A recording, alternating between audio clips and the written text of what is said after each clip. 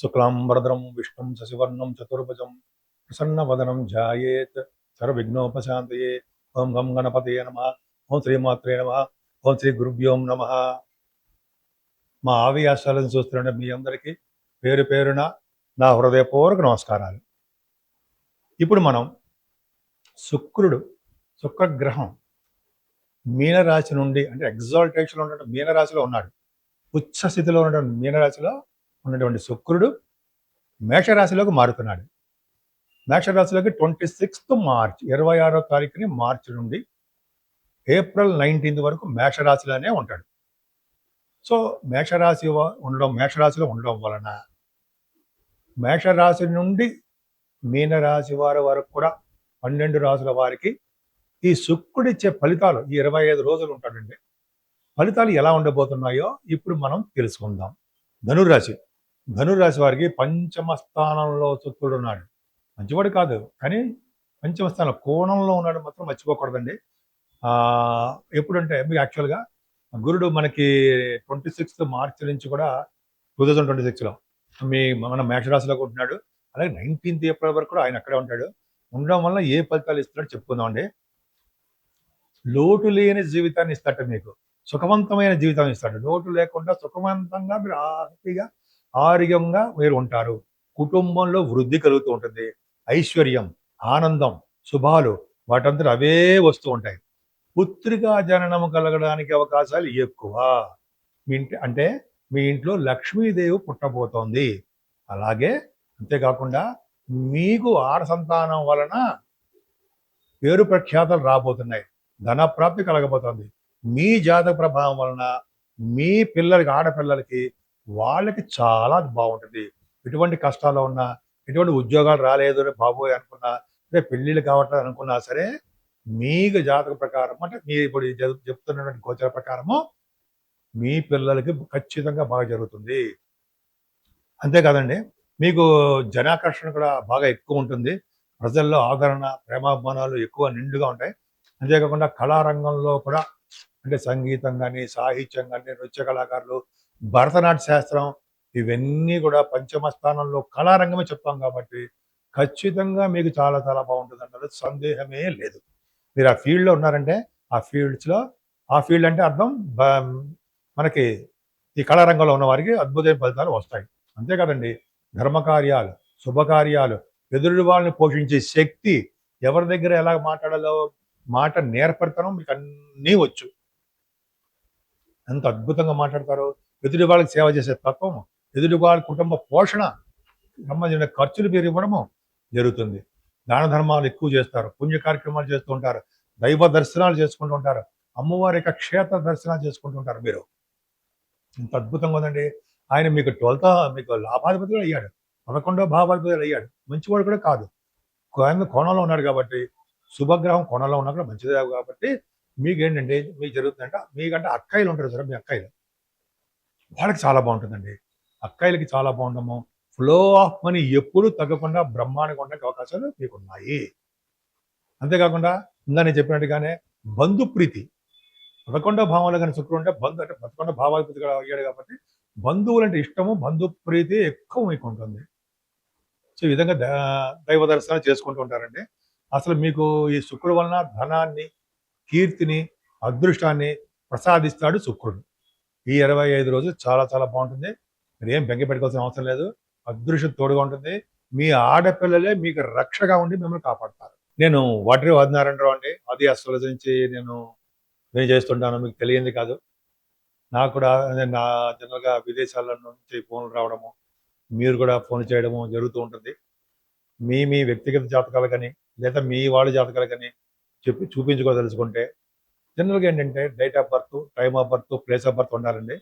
ఎప్పుడూ కూడా మనకి కరెక్ట్ రిజల్ట్స్ రావాలంటే, కరెక్ట్ ప్రిడిక్షన్స్ రావాలంటే కరెక్ట్ టైం ఉండాలండి. అంటే మీరు పుట్టిన టైం సెకండ్స్తో కరెక్ట్గా ఉండాలని అక్కర్లా. ఒక 5 నిమిషాలు అటు ఇటు ఉన్నా పర్వాలేదు. మనకి ఏంటంటే దశల్లోనూ, అంటే మరి జరుగుతున్న దశలు ఉంటాయి కదా, ఆ దశలో మనం చెప్పే వాటిలో అటు ఇటుగా జరుగుతూ ఉంటాయి అన్నమాట. అందుకని కరెక్ట్ టైం ఉంటే మంచిది. అంతేకాకుండా గోచర ప్రకారం ఎలా ఉంటుంది, అలా మనం ఎప్పుడు కూడా ఏం చెప్పుకుంటాము, గోచార ప్రకారమే చెప్పుకుంటుంటాం.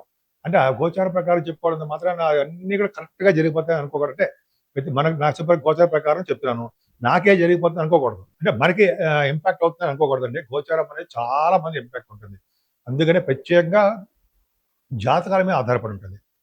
కొంతమందికి జాబ్ రావట్లేదని కొంతమందికి, అలాగే వివాహాలు కావట్లేదని కొంతమందికి, చిల్డ్రన్ ప్రాబ్లమ్స్ అని కొంతమందికి, భార్యాభర్తలు దూరం అవ్వడము, ఇలా చాలా విషయాలు మనకి జాతకాల్లో పరిశీలిస్తామండి.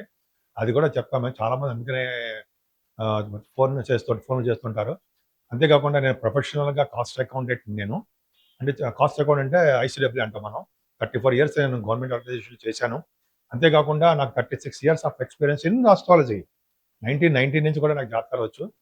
2000 ఇయర్‌లో నేను MA astrology Potti Sriramulu university ద్వారా చేయడం జరిగింది. అవన్నీ పక్కన పెడితే కొద్దో గొప్పో నాకు అనుభవం ఉందని చెప్పడం కోసం ఇవన్నీ చెప్పానండి. చాలామంది జాతకాలు చెప్పించుకుంటారు. మీ జాతకాలు చెప్పించుకోవాలనుకుంటే నాకు మీ డీటెయిల్స్ పంపించండి. నేను ఇలాగ షూటింగ్‌లలో ఉండడం వలన, అంటే చిన్న చిన్న ప్రయాణాలు, కొంతమంది షార్ట్ జర్నీస్ చేస్తుండడం వల్ల మీకు అందుబాటులో ఉండకపోవచ్చు. కానీ నాకు వాట్సాప్ చేయడం వల్ల, వాట్సాప్‌లో చేస్తే నేను తప్పకుండా మీకు అందుబాటులో ఉంటానండి మీకు. నేనే స్వయంగా మీకు ఫోన్ చేస్తాను. మూడో వ్యక్తి ఎవడు మన మధ్యలో ఉండడు. ఖచ్చితంగా నేనే మాట్లాడి, నేనే మీకు స్వయంగానే మొత్తం అంతా డీటెయిల్‌గా చెప్తూ ఉంటాను. ఖచ్చితంగా మళ్ళీ తర్వాత కూడా మీరు ఫోన్ చేసి ఏమాత్రం డౌట్లున్నా కూడా, ఒకసారి జాతకం చెప్పేసినా మళ్ళీ డౌట్‌లొస్తాయి. మీరు ఎప్పుడు చెప్పినా కూడా మళ్ళీ ఎక్స్‌ట్రా ఫీజులు అవేం తీసుకోకుండా ఖచ్చితంగా నేను మీకు అటెండ్ అవుతాను. ఆది అస్ట్రాలజీ అంటే ట్రస్ట్, నమ్మకం. మీరు నా మీద నమ్మకం ఉంచండి, అన్నీ మంచిగా జరుగుతాయి. అంతేకాకుండా మనం వాస్తు శాస్త్రంలో కూడా నాకు తెలుసండి. మనం ఎక్కువగా దీంట్లో వెళ్ళలేకపోతున్నాం వాస్తు శాస్త్రంలో కూడా. అంటే కాన్సంట్రేషన్ అస్ట్రాలజీ చేయడం వల్ల మీకు కూడా ఏమన్నా అనుమానాలు గానీ, కొన్ని సలహాలు కావాలన్నా, చిన్న చిన్న సలహాలు కావాలన్నా మీరు నన్ను సంప్రదించొచ్చు. అంటే కొన్ని అనుమానాలు వస్తాయి ఆస్ట్రాలజీలో, అదే వాస్తు శాస్త్రంలో. కొన్ని మీకు ఏమన్నా డౌట్లుంటే మీరు నాకు చెప్పండి. నేను ఫోన్ల ద్వారానే మీకు నేను క్లియర్ చేసేస్తుంటాను. కొన్ని బ్లూ ప్రింట్స్ కూడా పంపిస్తుంటారు కొంతమంది. అది కూడా చూసేసి కూడా చెప్పొచ్చండి. సో, మీకు అందుబాటులో ఉంటాను నేను. సో, మీరు ఆది ఆస్ట్రాలజీని నమ్మండి. ఖచ్చితంగా నేను మంచి మార్గమే చేస్తాను. నిజాయితీగా ఉండడమే ఆది ఆస్ట్రాలజీ నా యొక్క లక్షణం. ఇప్పుడు మనం పరిష్కార మార్గాలు తెలుసుకుందామండి.